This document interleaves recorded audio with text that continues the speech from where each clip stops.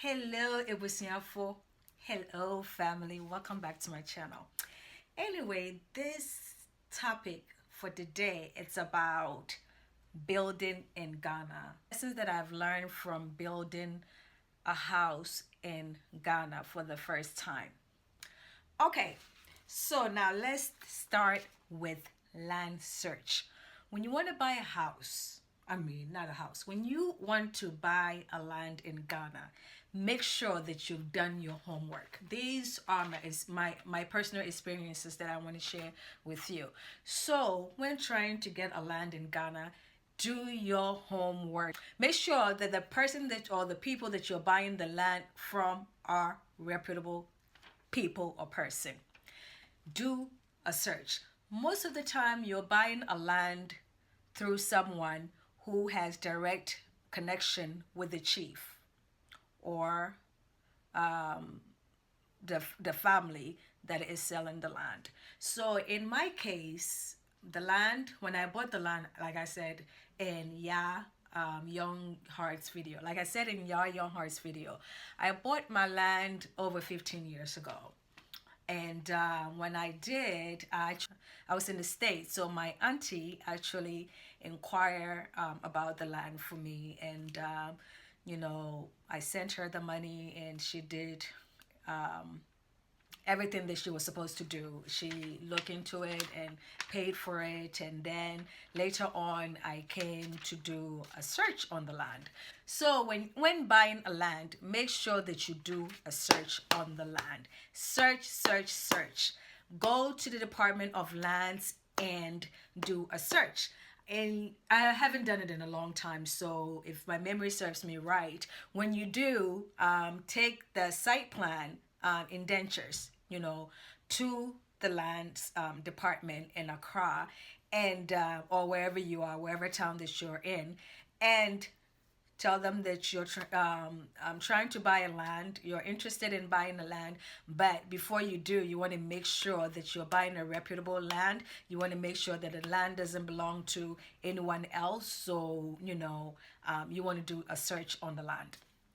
So I forgot how much I paid when I did my own search. At the time, maybe I would say 20 cities at the most. 20 cities. I don't know how much it is right now. This was done maybe over 7 years ago. Over 7 years ago, almost 10 years ago. Over 7 years ago. So when I went, I gave them the site plan and everything. They told me to pay how much, pay the fee. I paid the fee, and then they told me how long it would take for the search to be ready. So I think I went back a week later or so. It wasn't ready, but the thing is, you probably have to, you know, put something, tips the guy something to, if you want something done fast, there are ways of going about it. But anyway, I didn't do that.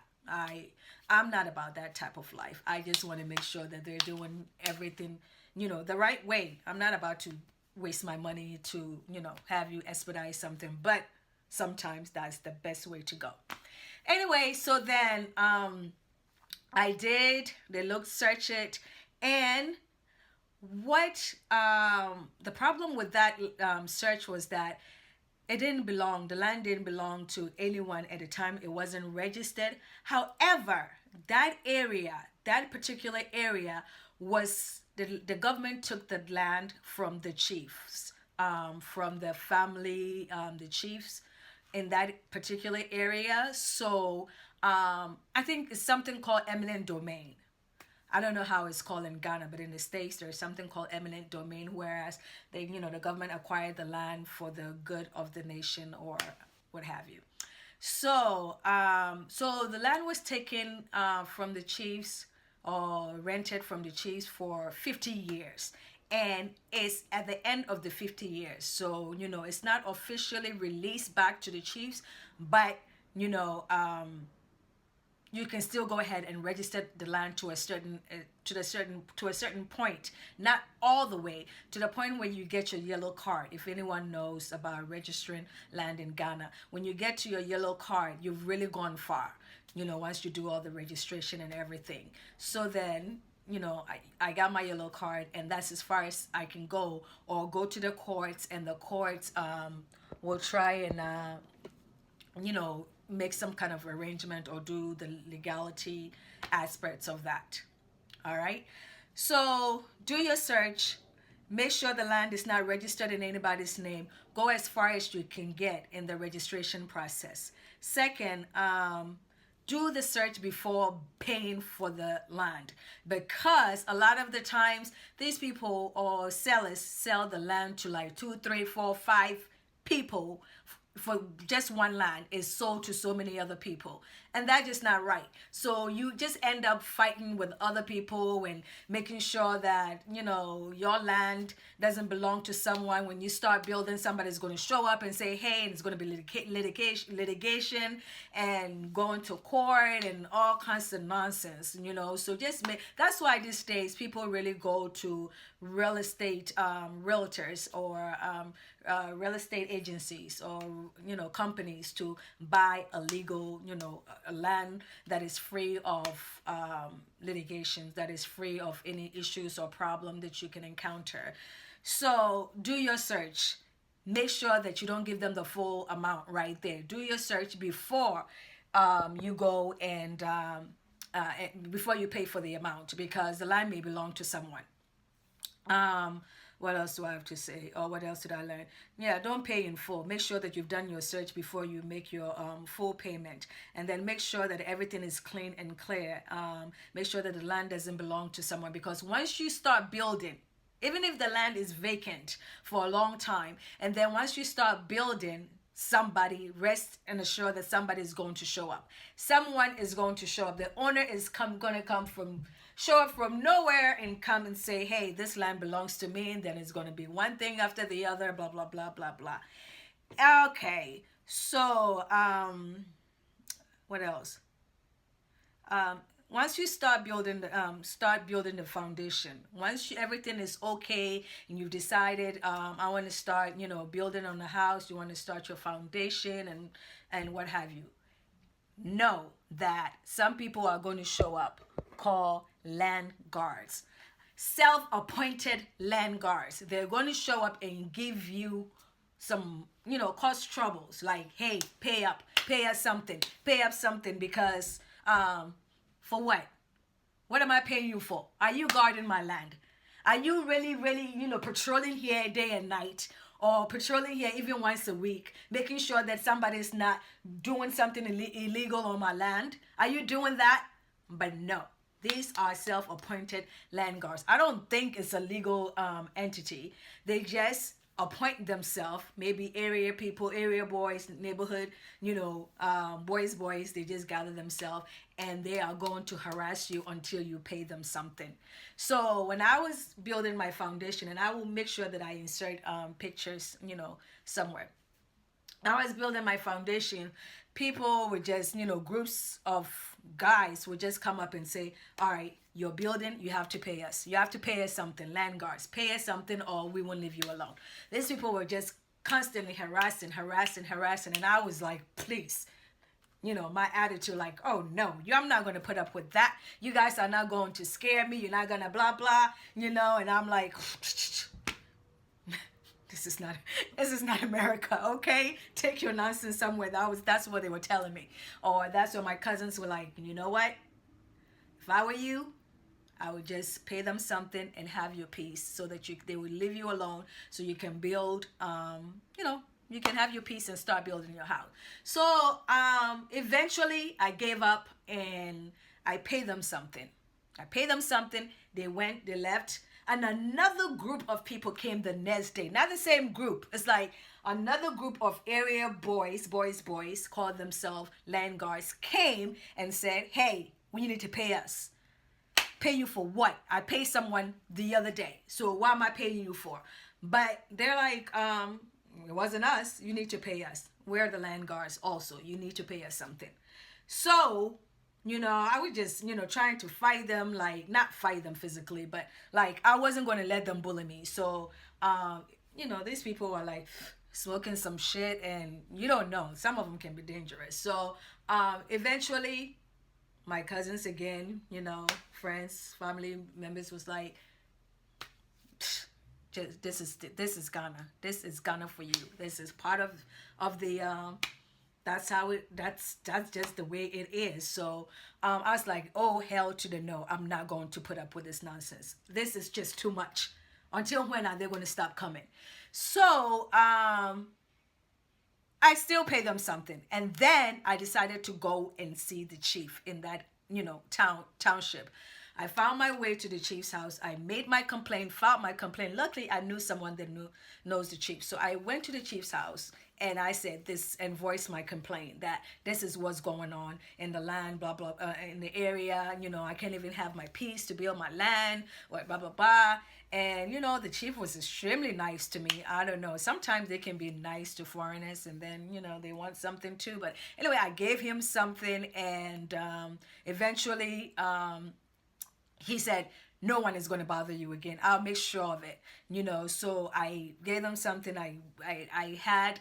Yeah. So anyway, he just made sure that it wasn't going to happen again. So another time, another self-appointed land guards came again, and this time I made them give me a receipt. Like, look, you're going to give me a receipt that I paid you something for, what's the so-called, land guard, whatever you're guarding. I need a receipt. So they gave me a receipt, and then I kept that receipt. The chief also assured me that this is not going to happen again. So I also told them, look, I went to the chief, and this is what the chief said. So if you don't want any trouble, this and this is going to happen. So then finally, they left me alone. They left us alone, and we started the foundation. We started building the house. Another thing, make sure that the people that you're hiring, the laborers, the foremen, the masons, make sure that they are, the laborers, they really don't have to be that qualified, because all they're doing is carrying sand and mixing and, but the mason and the foreman, make sure they're like really, really qualified. They know exactly what they're doing, because they're going to screw you up. They're going to build you something that's going to end up, you're going to end up correcting, making changes. This didn't work out.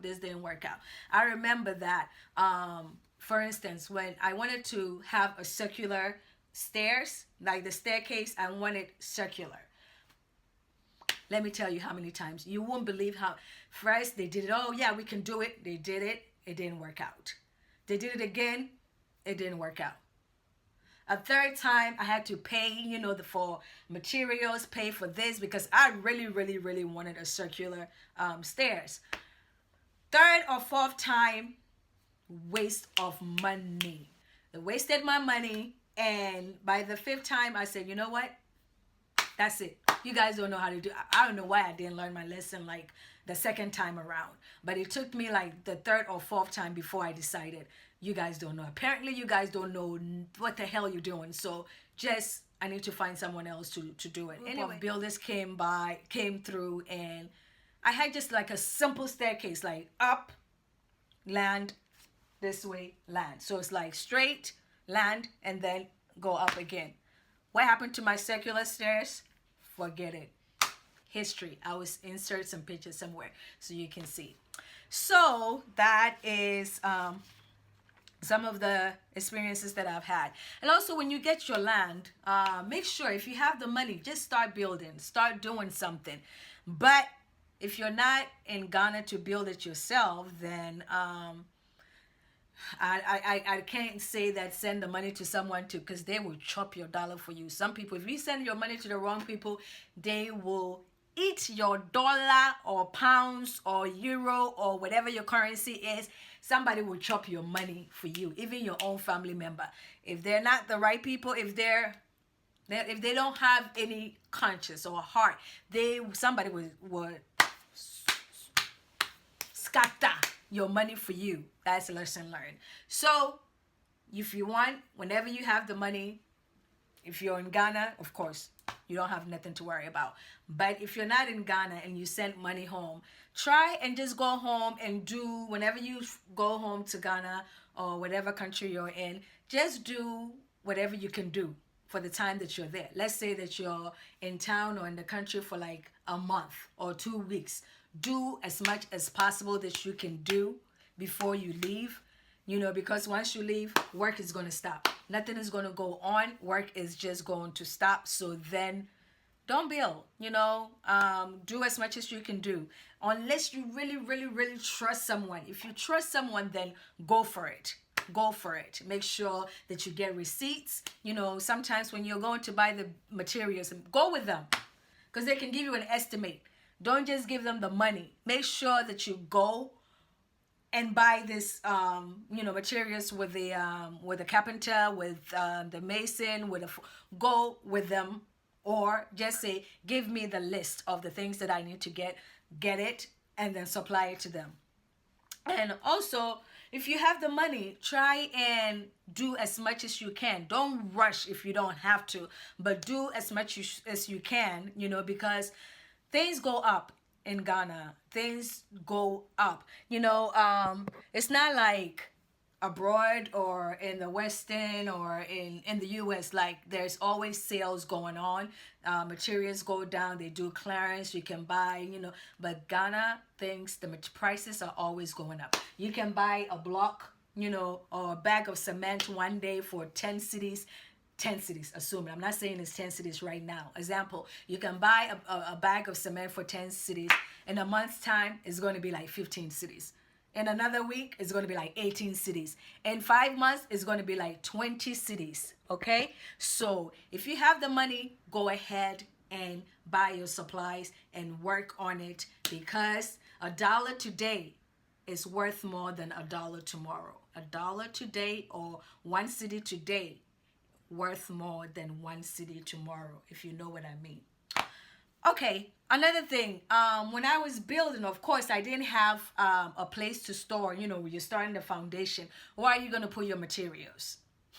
I remember, case in point, the next door neighbor for me, their house was all done and finished. They've probably been there for years. So, I introduced myself to my neighbor, like, hey, this is me. I own this land. I'm trying to build, and I don't have a place to store my materials, because at the end of the day, you've bought the supplies for the workers to work. Where are they going to store your stuff? Unless you have a boys' quarters or something that you've built already, and maybe they can house it there. But I didn't have any place to store my materials, so I asked the lady, the family across the street, and they said, oh, okay, hey, no problem. You can store your stuff here. So whenever the workers come, they will just, knock on the door, on the gate, and they will just say, hey, well, we need the materials, and they'll, give it to them.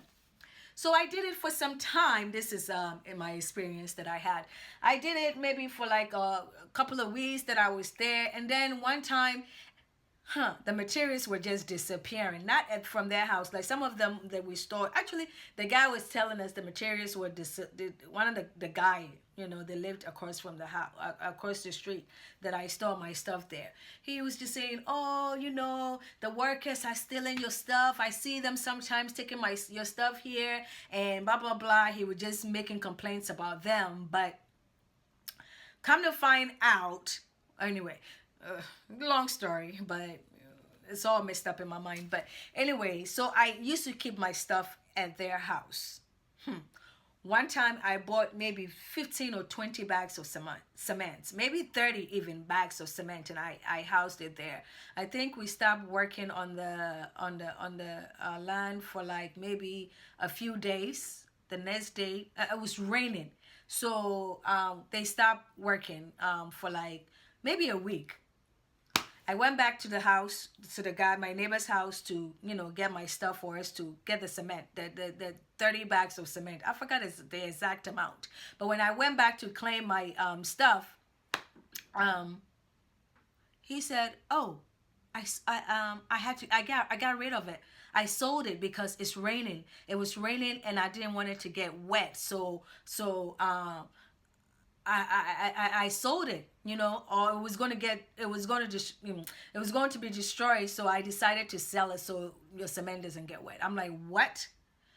How is it going to get wet? You store it in a place where there's no way that it's going to get wet. So how is it going to get wet? Where's my cement? I'll find the money. I'll get the money and give it to you, please. I don't have it now. I'll find the money and give it to you. girl or boy or whoever is watching.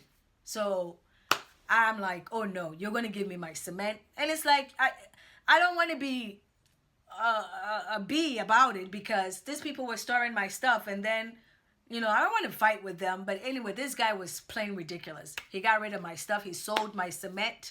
And eventually, I even wanted to bring the police in this case. I said I'm going to report him to the police. I did reported him to someone, a police that I know. And, I just wanted him to just go and talk to him and just scare him. Because, I mean, they've done something for me, but it's still wrong for him to do what he did. Some of the stuff that he was even complaining that the people were stealing it, that wasn't even true. He himself was taking the stuff. So long story short, I just let it go. I let it go. And then just lesson learned. I learned my lesson and continued with my building. What else? Yeah, like I said, prices go up, so just do as much. And if you don't have a place to store your stuff, I don't know, take your stuff back with you. Take your building materials back with you to wherever you're staying or your family. I don't know. Find somewhere to store your stuff because this can happen. Make sure you get qualified workers, mason, foremen, laborers, because if you don't do the right thing at the right time, sometimes being cheap end up being costly because you're going to have to pay to repair. You're going to have to pay more to, redo the work. So sometimes it doesn't pay to be cheap. I don't like to spend too much, but sometimes I like to be in the middle or just do it right in the first time and you won't have to, do it again. And also, I just drilled a borehole on my land the last time I went there. So, and when you start the foundation, if you can afford it and if you can, if it's in your means, try and dig a borehole, because when you do, you don't have to go and buy water, because when you're building, they're going to need a lot of water to mix the cement and all kinds of things. You need water. So sometimes you just build your manhole and store the water in there to use it. But if you have a borehole already, that can save you some money, of going and buying water outside and bringing it there, and all the time they're running out of water. So if you can afford to buy, if you can afford to do it now, because a year from now, 2 months from now, 6 months from now, whatever from now, is going to go up. The price of digging a borehole is going to go up. So if you can afford it, go ahead and do it in the beginning so that you have water, infinity water. You don't have to depend on the government for water. One day the water is off, the next day the water is on. So you have constant water all the time. Even though the water situation is much better in Ghana than it used to be. So do that. Get your borehole. And I will leave some pictures, and this is just part one of my experiences that I've had, building and not living there. I just come there, maybe once once a year or once every 8 months, whatever I do. And sometimes, but praise God, I found someone. Actually, I was watching Natural Ghana Girls video. She's a YouTuber. I was watching her video. I love to support my African YouTuber or any YouTubers. I just love to support. I love to watch YouTube videos. So I was watching her video one time, and she was showing, the building that she and her husband's company is doing. And I sent her a message, comment in the comment section. I'm like, hey, I'm building my house, blah blah blah, in this location, and I would love for your husband, to take a look at it for me, and this is what I'm doing. If you can, guide me or give me advice. And she's like, hey, my husband can help you. I'll pass your information on to him. So I'm like, great. She did that. His name is Kwame, and ever since he has been fantastic. Kwame lives outside of, he lived all his life, in the UK. So his mentality is a bit different from mentality in Ghana. Or, not that, some people have a different way of thinking. So, but if you're there, if you lived abroad, you know how hard it is, to make your dollar or to make your pounds or whatever. So he really understands Ghana and he understands UK. So he builds on his into construction. So if you need to get his information, I can, get in touch with him and see if it's okay with him. But he has been a blessing. He has been a game changer, So he's like my brother. He's actually like my brother. His family is like my family. So he's been fantastic. He has been a blessing to me. So this is just a few of my experiences that I want to share with you. So just be advised. Know that you will get duped no matter what. Even when you learn your lesson, it's not going to be as much as, not knowing anything, but people are going to rip you off. People will rip you up. Sometimes they will take your money. Make sure that when your builders, that you don't give them every, like they say, okay, it's going to cost us, like let's do say they're doing the tiling work, and it's going to be like 10,000 Ghana cedis or whatever. This is just an example. I'm not saying that's how much it costs. It's going to cost 10,000 Ghana cedis. Make sure that you give them your deposit is maybe 30%, sometimes 50%, or whatever the deposit. Don't give them everything, or don't give them the majority of that of the cost, because if you do, you know what they do? They will just leave your work behind. The day that they're supposed to show up for work, they won't show up. They'll just say, oh, they'll come with all kinds of excuses. What they'll do is go somewhere and build and work. They've taken your money, so now, hey, we got our money. And they'll just go somewhere and do some work. These people, there were some people that will actually come and spend the night. Because sometimes when they're building, they will spend the night on the property, so they don't have to go all the way home and come back the next day early in the morning. So some people will just sleep there. They will just, have some mosquito nets and whatever, and they will sleep there and continue the next morning. But if you give the majority of the money, hey, what big wusikamo, what bet, what big wusikamo, what big show pepe, what back there, oh, this and this and this and this happened. So, sorry. Actually, ya baba, na ya baba baby. Meanwhile, we will be ne site where build. There is somebody's site building. So there's no motivation for them to come and work. So just make sure that you give them a portion, not majority of it, so that before they finish, you give them the rest. But anyway, stories no ordoso. The stories are many, many, many, many. But the video is getting too long. I just want to make sure that it stay under 30 minutes. So next time, maybe I'll do part 2, part 3, part 4 of my experience in Ghana. So until then, come back again. Make sure that you subscribe. Make sure that you comment. Make sure that you like. If you have any questions, let me know, and I will help you. Not whatever I can do to answer your question, I will do. So until next time, next time, never share me video. Remember, try to make it more consistent, but as I said, me bro for now sometimes. Oh yeah, baby. Anyway, come back again and find out what I have to talk about. All right, I have a video coming up, but it's about wig review. It has nothing to do with building. Not all my videos are going to be about building. It's going to be random things.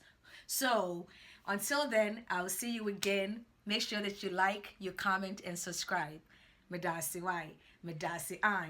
Next time, come back. Bye.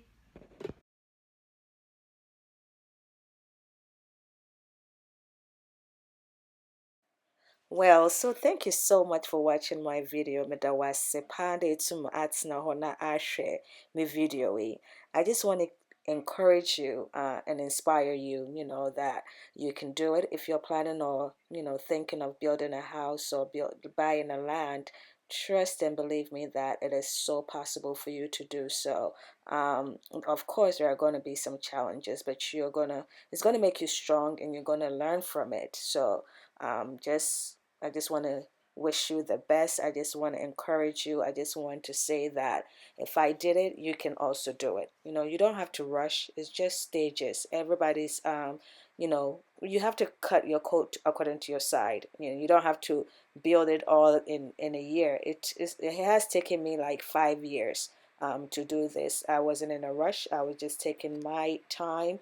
Also, when I have the money, I'll do it something, and if I don't have the money, I just, hold off till I'm able to, so just do one step at a time. Buy the land, do as little or as much as you can at a time, and by the time you'll be done. If you live outside of Ghana, I mean, unless you're ready to move to Ghana, I mean, you don't have to rush to it to build your house. So we have the living room here. This is the living room. The living room. It's going. It's ongoing. Very soon it's all be done. And this is the dining. This will be the dining room. It's really close to the living room. That's it. We're going to the kitchen.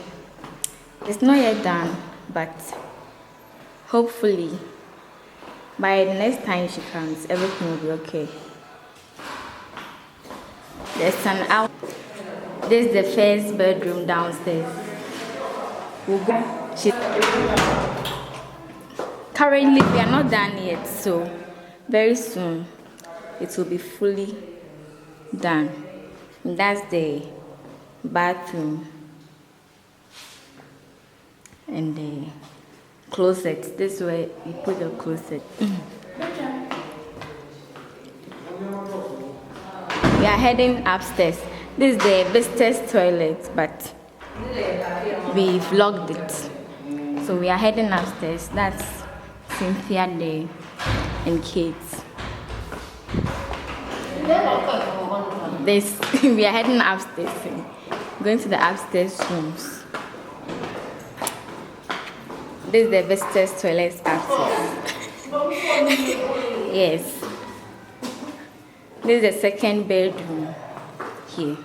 It's not done, but it's ongoing. Very soon it will be done. And that's the bathroom of the second bedroom.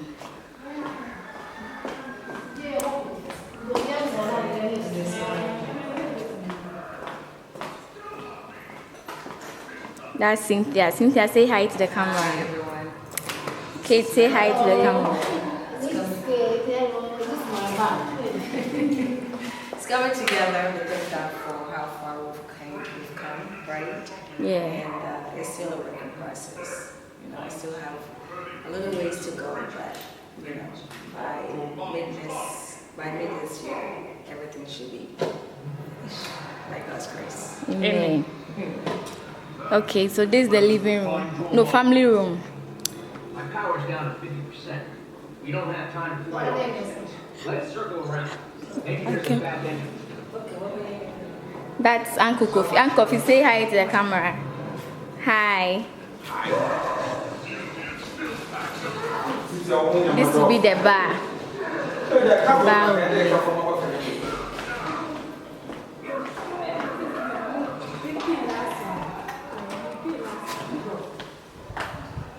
The third bedroom.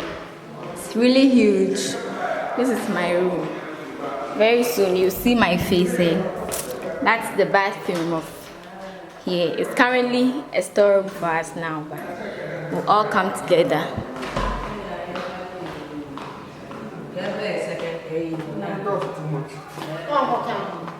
And here's the office.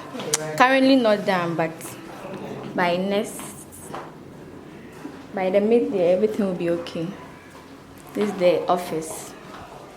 Closer to the master bedroom. That's the master bedroom. Everything will come together really soon. And this is the toilet of the master bedroom.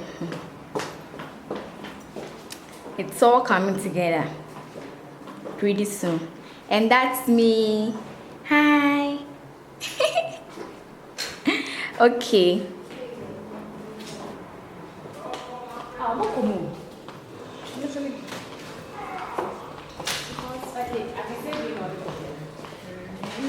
We are heading towards the porch.